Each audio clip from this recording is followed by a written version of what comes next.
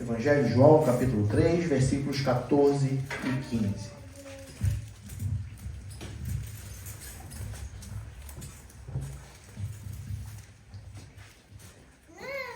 Que diz assim: E como Moisés levantou a serpente no deserto, assim importa que o Filho do Homem seja levantado, para que todo aquele que nele crê não pereça, mas tenha a vida eterna. Amém, igreja? Poder se assentar em nome de Jesus. Amados, Deus colocou uma palavra no meu coração e eu estava meditando. E eu pergunto para os irmãos, para nós podermos entrar no nosso assunto, que o homem, a natureza humana, ela tem uma necessidade enorme de ter alguma referência física, material, para poder confiar, acreditar.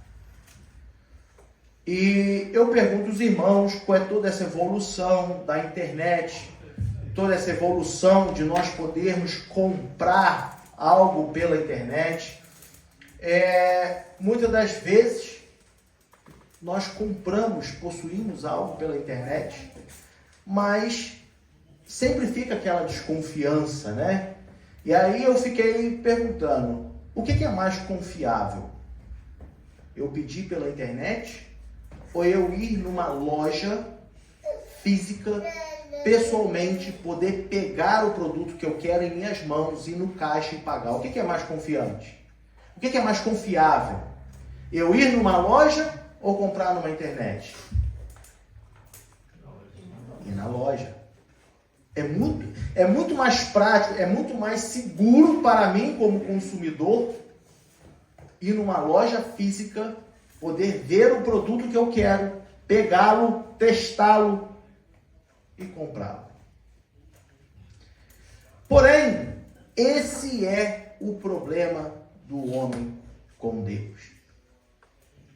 O homem tem procurado sempre uma referência física, a qual ele possa depositar a sua fé, a qual ele possa acreditar, ele possa pegar. E Deus não se agrada disso. Embora Deus tenha enviado o seu Filho fisicamente, materialmente, como carne, para que pudéssemos crer, o homem, desde o início da sua história, ele sempre procurou uma referência. E nós podemos meditar em cima disso. Podemos, por exemplo, lá em 1 Samuel, quando o povo pede ao profeta Samuel um rei, porque eles queriam ser julgados por alguém, assim como eram as outras nações. Nós também queremos ser julgados por alguém. Nós queremos um rei, profeta, que nos julgue. E Deus? Onde estava Deus nessa história? E se você for ler lá em 1 Samuel, se não me falha a memória, no capítulo 8, você vai ver que Deus chega para Samuel e fala: olha, o problema do povo não é contigo, é comigo. Por quê? Posso dizer que Deus, ele se ofende com a atitude do povo. Deus se entristece com a atitude do povo, porque até então era Deus quem guiava o povo. Deus tirou o povo do Egito, atravessou o povo pelo deserto, deu maná, deu água, deu carne. Ninguém ficou doente, nem a sola do sapato, da sandália se desgastou, nem a roupa se rasgou. Deus abriu o Mar Vermelho. Deus fez o povo vencer a guerra para conquistar Canaã. E o povo agora vira e fala: eu quero ser igual às outras nações. Eu quero ter um rei, um homem, que eu possa olhar, que eu possa visitá-lo. Já lá atrás. O povo já entristece o coração de Deus. Retrocedendo ainda um pouco mais, se nós formos analisar lá em Números, quando o povo está no deserto, e aí a Bíblia vem nos dizer, no capítulo 21, que o povo ele murmura contra Deus e o povo murmura contra Moisés. E aí, o que Deus faz com o povo para castigar o povo? Manda serpente. E a Bíblia diz serpente ardente. Nós estamos fazendo o seminário e até o nosso pastor Samuel Viana, ele falou serpente ardente, porque nos dá a entender de que quando picava aquilo devia dar febre, queimava. Né? A pessoa que era picada pela serpente devia sentir um ardor no corpo enorme que levava até a morte. E muitos morreram por causa da serpente. Aí o povo chega para Moisés e fala, olha, pecamos contra Deus. Pecamos, falamos contra Deus. Moisés, ora a Deus. Aí Moisés vai lá, ora a Deus. Aí Deus fala para Moisés, faz uma serpente de metal, finca na areia. E todo aquele que olhar para a serpente de metal vai ficar curado. Todo aquele que foi picado pela serpente ardente vai olhar para a serpente ardente de metal e vai ser curado. Aí, como se não bastasse, o povo, fez. Moisés foi lá, mandou fazer a serpente foi erguida. O povo olhava para a serpente e se curava, oh glória! Aí sabe o que o povo fez? Depois que passou toda essa história, conquistaram Canaã, se constituíram como nação. O que o povo fez com a serpente de metal? Guardou e edificou um altar para ela. Vamos ler lá em 2 Reis, só para os irmãos saberem como é que é o ser humano, né? 2 Reis, capítulo 18, versículo 4. 2 Reis 18, 4, ele diz assim, quando...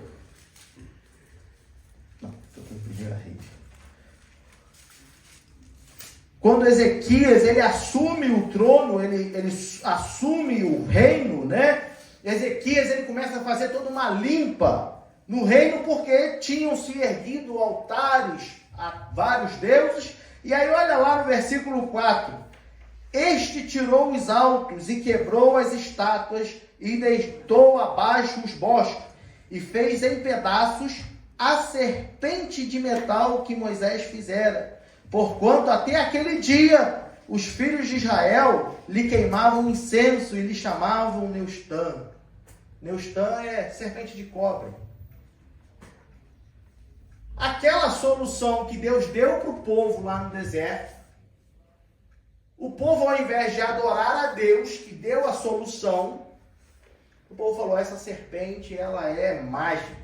Essa serpente, ela tem poderes. E guardou a serpente com eles.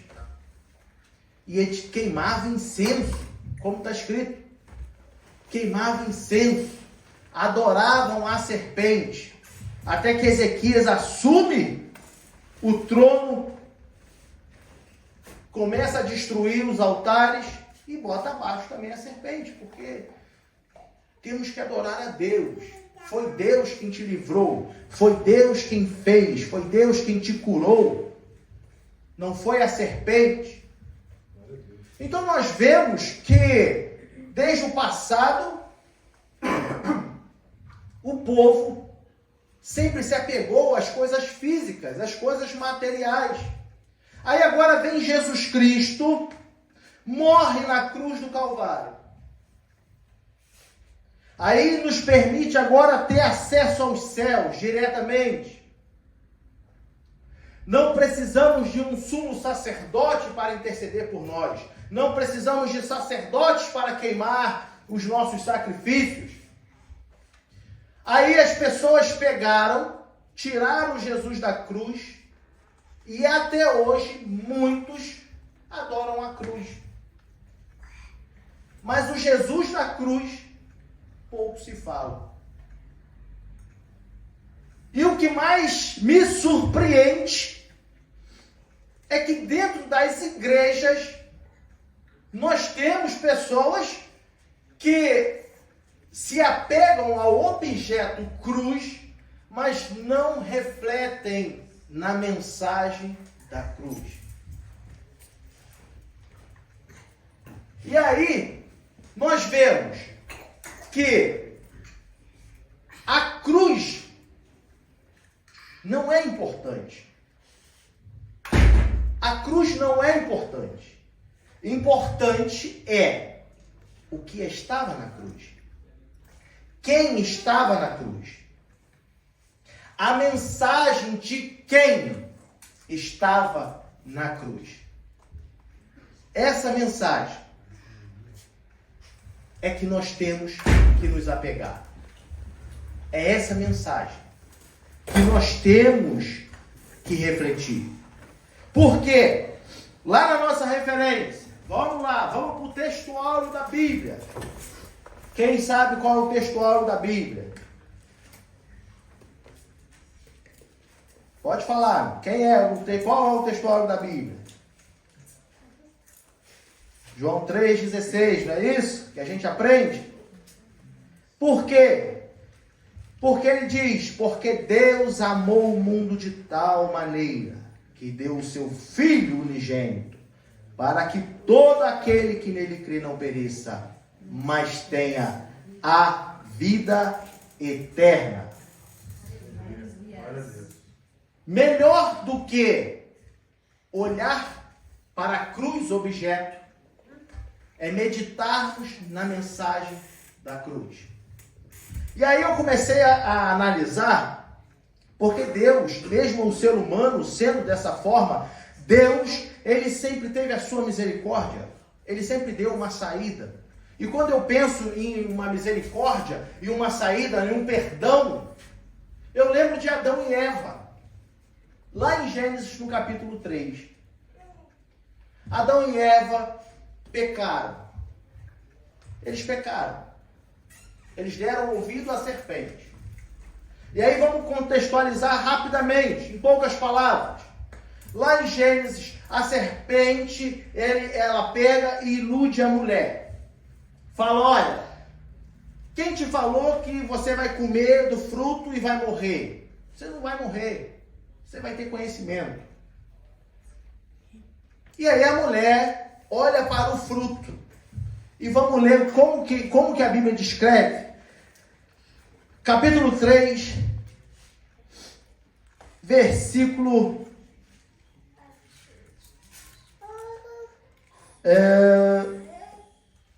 versículo 6. Olha só. A serpente tinha acabado de dizer para ela, Deus sabe que no dia que vocês comerem, os vossos olhos se abrirão, vocês vão ter conhecimento. Então por isso que ele falou que vocês vão morrer, mas vai morrer que nada. Só que aí o que me chamou a atenção foi o quê? Versículo 6.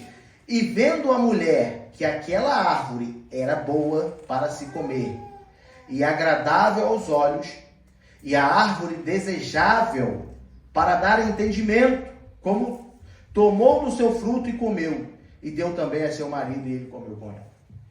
O que me chama a atenção é que a mulher olha para a árvore e é como se aquela árvore estivesse brilhando. E naquela árvore tivesse um fruto brilhando. Aí mais uma vez me remete, o homem se deixa enganar pela serpente, mas se deixa levar pela aparência. A mulher olha para o fruto e o fruto a encanta.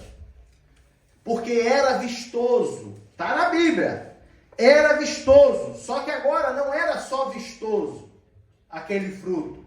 Ela sabia que aquele fruto poderia dar algo para ela.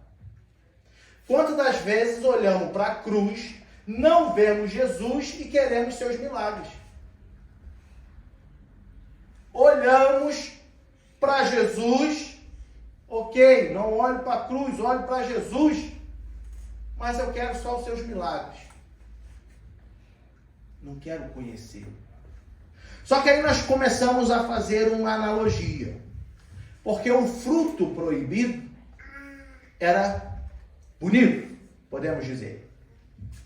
Só que o fruto proibido deixou uma marca, o pecado. O fruto proibido deixou uma consequência, uma sequela. O homem ganhou entendimento, mas passou a ser mortal. Um preço que se pagou. Agora nós começamos a fazer uma comparação breve. O fruto atraiu para a perdição. Agora Jesus te atrai para a salvação. Aleluia. O fruto, ele deu o conhecimento. Mas agora Jesus te dá sabedoria para usar o seu conhecimento. O fruto trouxe o pecado, mas Jesus trouxe a redenção. Jesus trouxe a libertação. Jesus trouxe a cura. Jesus trouxe a transformação. Jesus trouxe a salvação para a tua vida. O fruto apodreceu. Veja bem, o fruto que a mulher comeu, depois de morder, a Bíblia não disse comeram todo o fruto, diz que comeu. Vamos imaginar que cada um deu uma mordida e percebeu que tinha pecado, porque abriu-se o entendimento. Jogaram o fruto fora. Aquele fruto apodreceu, mas deixou a perdição. O fruto que foi mordido apodreceu, mas deixou uma marca, o pecado.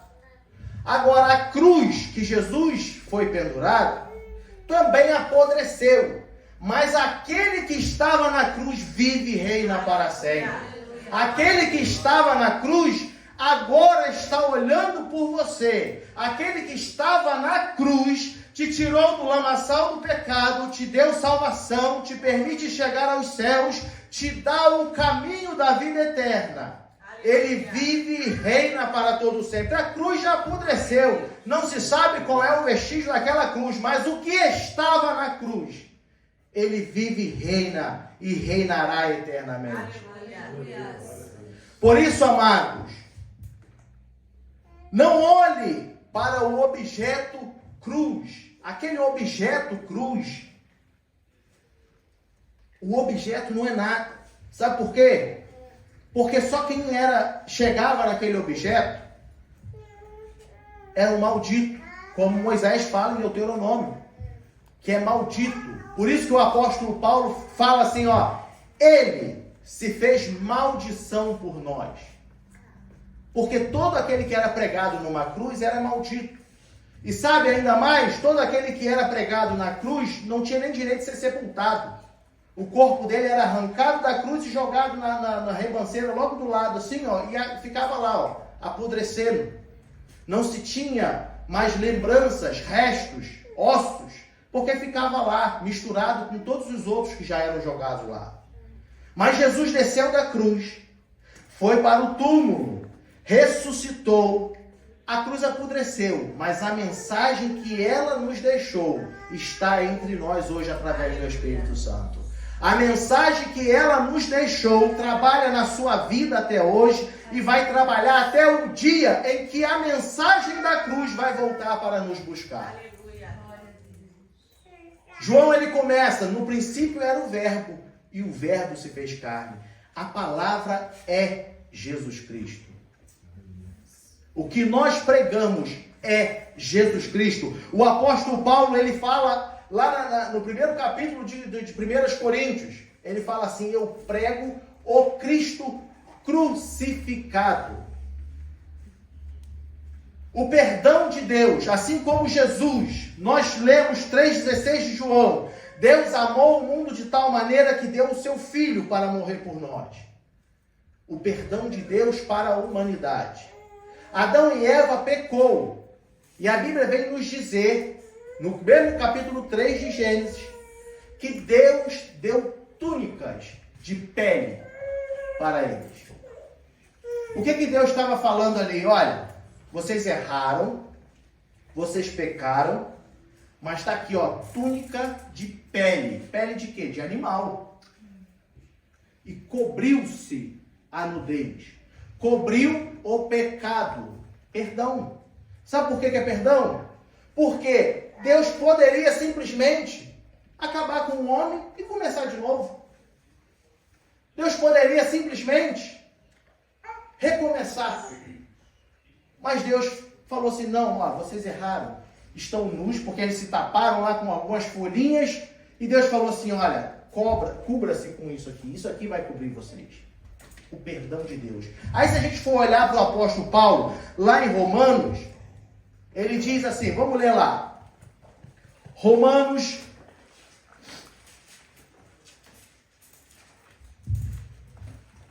capítulo 4, versículo 7. Romanos 4, 7, olha ali. Deus perdoou, Deus cobriu a nudez de Adão e Eva com a pele, uma túnica de pele. Agora o apóstolo Paulo ele vem dizer assim, ó, bem-aventurado aquele cujas maldades são perdoadas e cujos pecados são o quê? Cobertos. Ele cobriu os nossos pecados.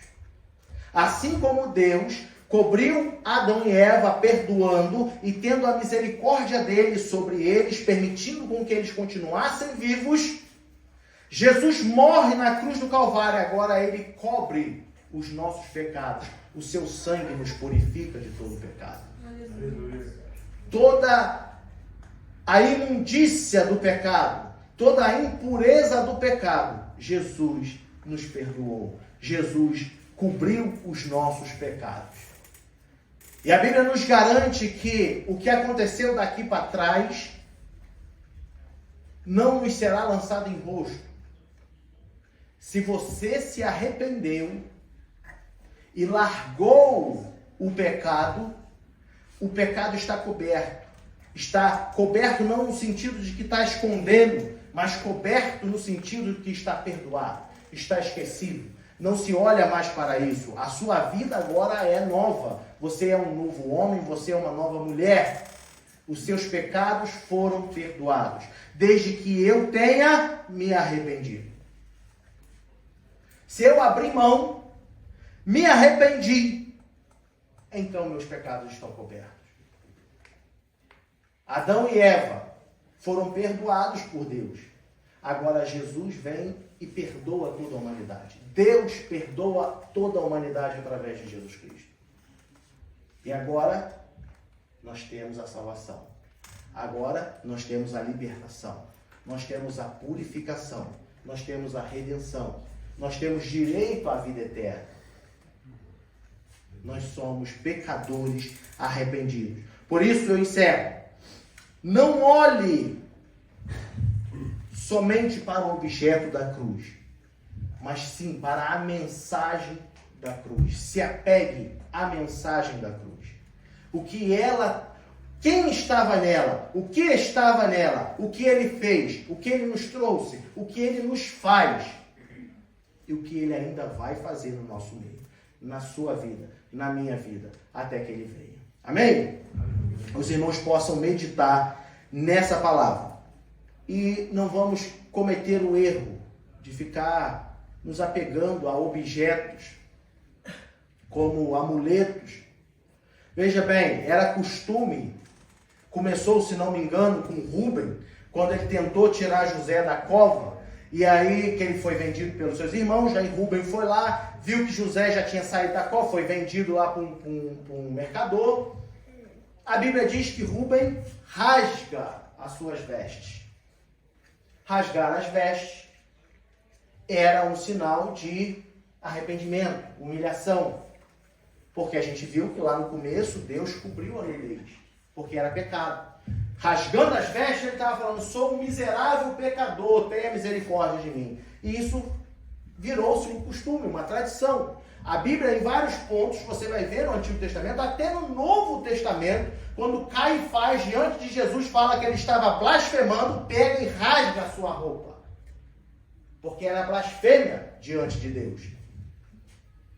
Só que aí, o que acontece? Isso virou-se um costume. Aí sabe o que o profeta Joel fala? Bota lá para a gente encerrar. Joel, capítulo 2, versículo 13. Olha que Joel adverte o povo. O povo todo na mesmice, todo ali, pequei, rasguei minha roupa, estou arrependido. Aí vem Joel e fala assim, e rasgai o vosso coração. Fala comigo, coração. E não as vossas e convertei-vos ao Senhor vosso Deus, porque Ele é misericordioso e compassivo e tardio em irar-se e grande em beneficência e se arrepende do mal. Joel fala, para de ficar rasgando sua roupa. Sabe o que Joel está falando para nós hoje? Para de ficar pecando, pedindo perdão a Deus. Se converte de verdade. Tudo que tu faz, Deus me perdoa. Tudo que tu faz, Deus tem misericórdia da minha vida. Mas tu não abre mão. Tu não sai dessa vida. Porque Deus tem misericórdia de mim. Joel está falando, para de ficar rasgando as suas vestes e se converta a Cristo. Se converta ao Senhor. Abra mão disso, porque é irrelevante você ficar pedindo perdão. Porque, na verdade, tu está falando, Deus está te perdoando. Mas a Bíblia nos diz que a misericórdia do Senhor é a causa de nós não sermos consumidos. Agora, será que Ele está te perdoando mesmo? Ou naquele grande dia, Ele vai abrir o livro da vida e vai falar assim, pastor Ivanov, tu me pediu perdão 2 milhões de vezes, mas 2 milhões de vezes você fez a mesma coisa. Eu não te perdoei, porque tu não se arrependeu. Tu não me pediu perdão se arrependendo. Aí o profeta Joel fala, arrependei-vos, convertei-vos ao Senhor. Eu tenho que pedir perdão e abrir mão da minha vida que leva e me converter a Deus. Amém?